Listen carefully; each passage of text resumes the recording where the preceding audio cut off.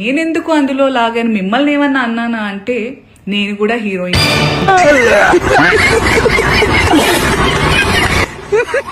నేను కూడా హీరోయిన్. ఇండియాలో మన డబ్బా ఎవడు కొట్ట బావా, మన డబ్బా మనమే కొట్టుకోలే. అంత మాత్రాన మనందరం వింటామా? ఇట్స్ ఫ్యాషన్, ఎవరికి ఏది నప్పితే అది వేసుకో. నాకు చెప్పకు ఇవన్నీ, ఎందుకంటే నీ ఒక రొమాంటిక్ ఫ్యాంటసీస్ ఏ అయితేనో it's none of my business. తని పర్సనల్ అది. ఆంటీ గ్లామర్ అదిరిందిరా. అవునరా.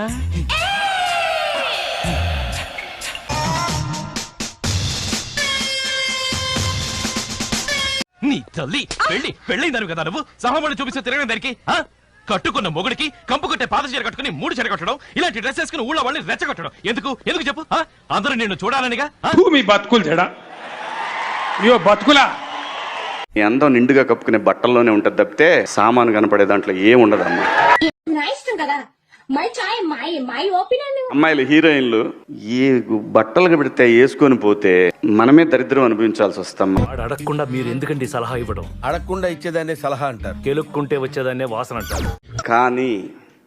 కానీ మీ అందం చీరలోనో, మీ అందం నిండుగా కప్పుకునే బట్టల్లోనే ఉంటది తప్పితే సామాను కనపడే దాంట్లో ఏం ఉండదు. No use. వాడు విండండి. ఎవరే బట్టలు వేసుకుంటే నాకేంటండి? వినరు. వాడు నా మాట విండు, వీళ్ళు నా మాట వినరు. ఆ టోన్ ఏదైతే ఉండిందో సార్ మీది, అది మీ అసలు స్వరూపం. వచ్చిందండి వయ్యారి. మీకే గనక నిజంగా ఇంటెన్షన్ ఉండి, ఆ నిజంగా దమ్ము ధైర్యం ఉంటే మగవాళ్ళకి చెప్పండి. ఎవరావిడ? లీలారాణి అని స్త్రీ సంక్షేమ నాయకురాలు సార్. ఏం చేస్తా ఉంటుంది? మొగుడుతో కాపురం తప్ప అన్నీ చేస్తుంటది.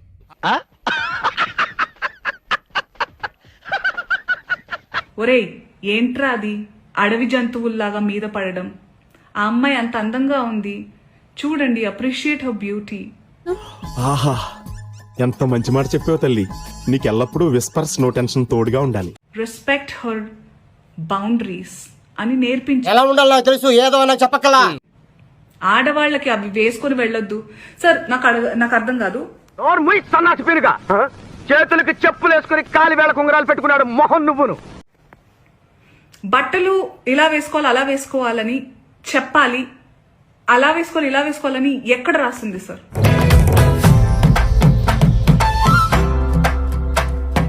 ఇలాంటి డ్రెస్సులు వేసుకుని తిరిగితే టీచ్ చేయరా? నిన్న ఒకడు టీచ్ చేస్తున్నాడంటే ముందు నువ్వు ఎలా ఉన్నావో చూసుకో. అందం అనేది దాచే కొద్దీ పెరుగుద్ది, విప్పే కొద్దీ తరుగుద్ది. గ్లామర్ అనేది ఒక దశ వరకే ఉండాలా. ఇంతవరకు ఉంటే పర్లా, అది ఇక్కడికి రాకూడదు. ఎదిగే పిల్లగా బట్టలంటే ఆ బట్టలకు చేతులేవి.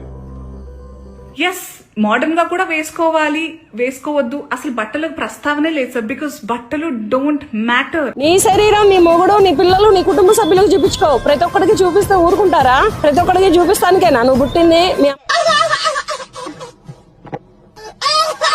అమ్మ మీ నాన్న నీకు అందుకే ఇచ్చారా జన్మ? అమ్మ నీకు జన్మనిచ్చావు, నువ్వు ప్రతి ఒక్కరికి బొమ్మలు చూపించని ఇచ్చారా?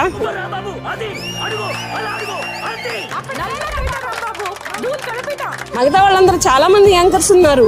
ఇంతకు ముందు వచ్చినటువంటి అనితా చౌదరి లేదా, సుమా లేదా. ఇచ్చాడు చూసావా సిటీ స్ట్రోక్. అనవసరంగా ఎదవనైపోయానన్న. వీళ్ళందరూ కూడా ఒకప్పుడు వచ్చిన ఝాన్సీ లేదా, వీళ్ళందరూ కూడా సాంప్రదాయ వస్త్రధారణలో వచ్చారనమాట. అచ్చుబోసిన ఆంబోత సవ్యంగా సేవలు చేసేవాడు కూడా నిన్ను చూసి చెడిపోతాడు రా. దానిపైన ఈ ఆడవాళ్ళకి కోపం వచ్చింటే, మొన్న ఒక ఆవిడ, పెద్ద ఆవిడ, 4 రకాల బిర్యానీ టేస్ట్ ఏంటి అన్నది. మీకు అక్కడ రాని సిగ్గు, శరం, రోషం ఈయన మీద వచ్చింది.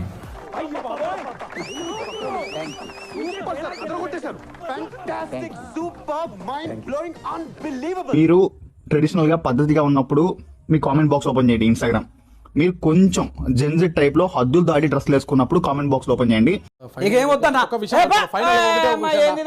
మీ ఇంట్లో ఉన్న మీ పిల్లలతోనో, మీ హస్బెండ్ తోనో, మీ బ్రదర్స్ తోనో పక్కన కూర్చొని ఆ కామెంట్ చదివించండి. అంతే, ఇంకేం వద్దు, చదివించండి. చదివించి ఆ వీడియోని మళ్ళీ పోస్ట్ చేయండి ఇన్స్టాగ్రామ్ లో. అంతే. సూపర్ అయ్యా. ఎంత తొక్క తొండి తొర్రి నేను ఒప్పుకోను.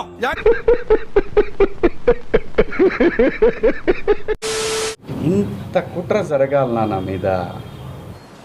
మూర్తి గారు, ఇలాంటప్పుడే గుండె రాయి చేసుకోవాలి. నాకు బాగా కావలసిన వాళ్ళు కూడా ఇంత కుట్ర చేయాలనా నా మీద?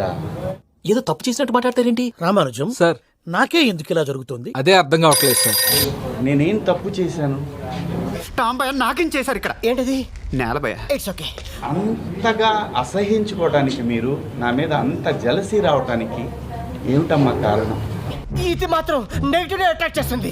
దీన్ని ముట్టుకుంటే మసి, పట్టుకుంటే నాశనం, పెళ్లి చేసుకుంటే మట్టి మట్టి అయిపోతాడా?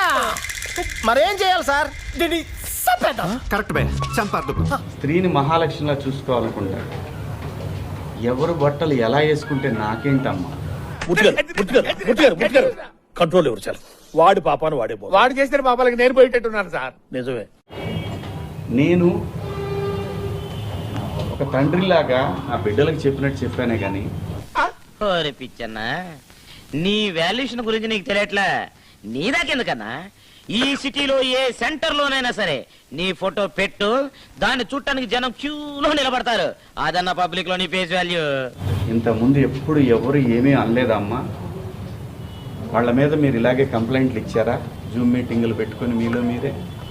పురుగులు పట్టి చేస్తావురా నా కొడక, మంచి చేస్తా నా కొడక, నువ్వు రే నాశనం అయిపోతావురా. నాకేం పని? నా బిడ్డలు అనుకొని చెప్పాను తప్ప నాకేం వస్తుందండి? ఫీల్ అవుకురా వెంకీ, నీకు మేమంతా ఉన్నాం. పోనీరా పోనీ, మనం ఏం చేస్తాం? ఏం అధికారం ఉంది? నాకే అధికారం లేదు, అదే చెప్తున్నా కదండి. నాకే అధికారం లేదు. సో నాకు అర్థమైంది ఏంటంటే సలహాలు ఇవ్వటం మానుకోవాలి. కొరివితో తలగొక్కున్నట్లయినదే నా వల్ల కాదు, ఇక నా వల్ల కాదు.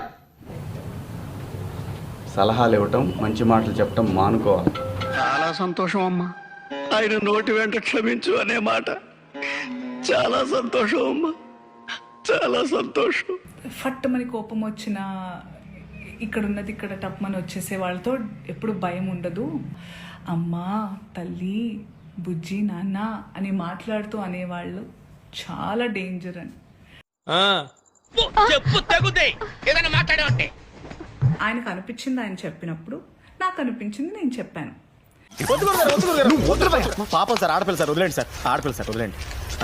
ఈ బట్టల గురించి ఏదైతే మాట్లాడుతూ వస్తున్నారో ఇదంతా చాతగానితనం.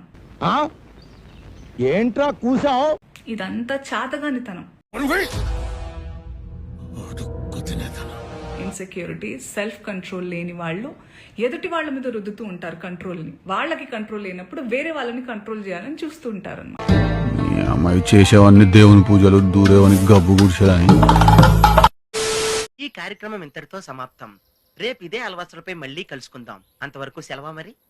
మీ అక్కయ్య మీనాక్షి పొన్నుదొరై. నా ఛానల్ పేరు గుర్తుందిగా? Please like, share and subscribe.